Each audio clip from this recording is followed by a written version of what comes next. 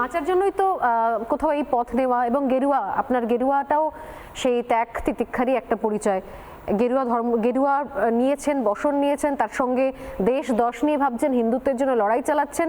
সেইটা মানে এই গেরুয়া বসন পরে এখন রাস্তায় নেমে আন্দোলন, সরাসরি কোন জায়গা থেকে মনে হচ্ছে যে এখন প্রয়োজনীয়তা রয়েছে, কি দরকার পড়ছে এখন যে ঈশ্বর চেতনা, ধর্ম চেতনা, সেই জায়গা থেকে দাঁড়িয়ে, সেই যাপন থেকে বেরিয়ে এসে সরাসরি রাস্তায় নেমে সরাসরি বার্তা দেওয়ার?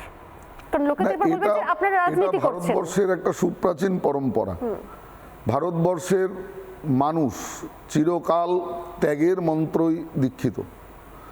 আজও আপনি অত্যন্ত প্রান্তিক স্তরে চলে যান, গ্রাম গ্রামান্তরে হত দরিদ্র পরিবারে একজন সন্ন্যাসী গিয়ে ভিক্ষার ঝুলি পেতে দাঁড়াক, ভবতী ভিক্ষাম দেহি, বাড়ির মায়েরা আঁচল খুলে একটা টাকা হলেও সন্ন্যাসীর ঝুলিতে দেয়।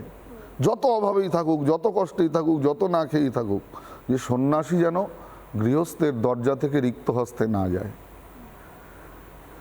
তাই বিশ্বকবি লিখেছেন, সন্ন্যাসীর উত্তরীয় পতাকায় রাখিও, যাহা বহিবে ত্যাগের বারতা।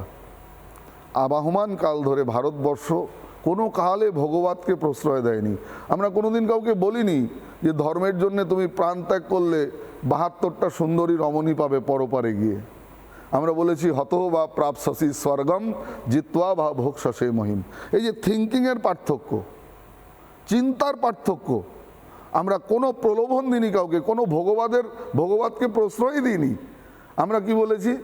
আমরা বলেছি, নৈনম ছিন্দন্তি শস্ত্রাণি নৈনম দহতি পাবক। তুমি একটা নিত্যশুদ্ধ পবিত্র আত্মা, তোমাকে কেউ মারতে পারে না, তোমাকে আগুন দিয়ে পোড়ানো যায় না, অস্ত্র দিয়ে কাটা যায় না, তোমাকে বায়ু আর্দ্র করতে পারে না, জল ভেজাতে পারে না।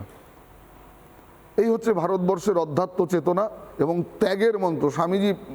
স্বামী বিবেকানন্দ তিনি বলছেন, তুমি যদি অর্থ উপার্জন করতে চাও তাহলে ভারত থেকে বিদেশে যাও, আর তুমি যদি পরমার্থ উপার্জন করতে চাও তাহলে পাশ্চাত্য থেকে ভারতের পবিত্র মাটিতে আসো। এই অর্থ আর পরমার্থ, আমরা কোনোদিন অর্থকে প্রশ্রয় দিইনি, আমরা পরমার্থকে নিয়েই পাথেয় করেই ভারতবর্ষ এগিয়েছে। ভারতবর্ষ চিরকাল ত্যাগের দেশ। নানা ধরনের কন্টেন্ট দেখার জন্য লাইক করুন, শেয়ার করুন আমাদের ফেসবুক পেজ, সাবস্ক্রাইব করুন আমাদের ইউটিউব চ্যানেল। পাশাপাশি অন্যান্য ব্রেকিং নিউজের জন্য অবশ্যই চোখ রাখুন রিপাবলিক বাংলায়।